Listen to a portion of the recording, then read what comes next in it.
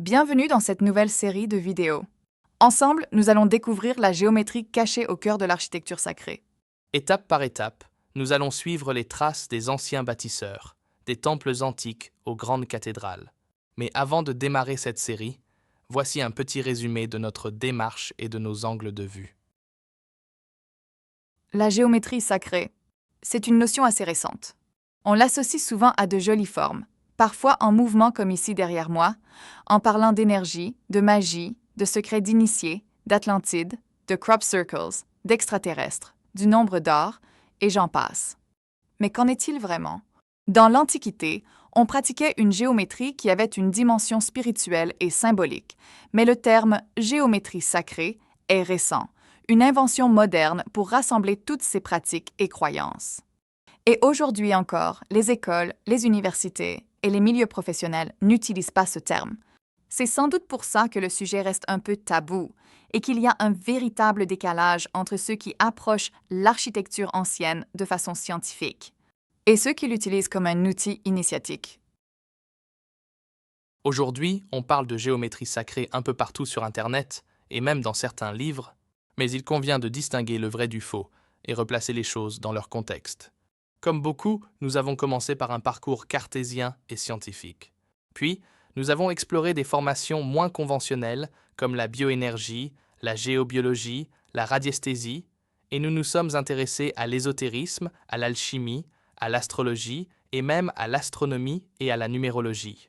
Mais avant tout, à l'analyse géométrique stricte, avec une règle et un compas, comme les anciens bâtisseurs, tout en vérifiant nos découvertes dans des logiciels de dessin. Ces outils nous ont ouvert deux portes. D'un côté, développer une sensibilité, par exemple grâce au pendule. De l'autre, tester, vérifier et faire la part des choses. Nous n'allons pas tout détailler ici, car l'objectif de cette série de vidéos est d'abord de ramener la géométrie à une science exacte, simple et accessible. Le reste viendra peut-être plus tard, pour ceux qui veulent aller plus loin. Nous ne critiquerons pas les théories extravagantes ou trop simplistes. Elles ont le mérite d'exister. Et nous avancerons avec prudence, en ajustant nos découvertes au fil du temps. Un des objectifs essentiels est de créer du lien entre disciplines conventionnelles et non conventionnelles. Car aujourd'hui, le fossé est énorme, y compris entre archéologues et architectes. Par exemple, en archéologie, comme il n'y a aucune preuve de l'existence de plans avant le Moyen Âge, la conclusion est que les anciens travaillaient sans plan. Mais n'importe quel artisan sait que c'est impensable. Sans plan, il est impossible de transmettre précisément une idée à un constructeur. Autre blocage. Pour prouver qu'une proportion est bien présente dans une construction, les archéologues exigent une mesure parfaite. Or, dans la construction, surtout ancienne, monumentale, en pierre, sur des terrains très anciens et parfois instables, il est impossible d'être juste à 100%. Même les architectes qui dessinaient à la main avant l'informatique savent qu'une différence d'un dixième de millimètre sur papier ou d'un centimètre sur chantier est indétectable à l'œil nu. Cela n'empêche pas le projet d'être conçu et construit avec rigueur. De manière générale, il y a déjà un gros problème. Ramener toute la géométrie sacrée au nombre d'or, c'est une erreur, surtout en montrant une fleur de vie. Autre idée répandue, les solides de Platon s'inscrivent dans le cube de Métatron. Là encore, c'est faux. Tous les solides ne rentrent pas dans une trame hexagonale, et seulement deux d'entre eux contiennent le rapport phi. Ces raccourcis sont séduisants, parfois convaincants, mais ils ne reposent pas sur des bases solides. Alors, soyons clairs, notre démarche est multiple. Si vous n'êtes pas friand d'ésotérisme, rassurez-vous, nous n'allons pas trop nous attarder sur le sujet. Car l'expérience ésotérique, c'est avant tout une expérience personnelle, intime, et chacun vit ses ressentis différemment.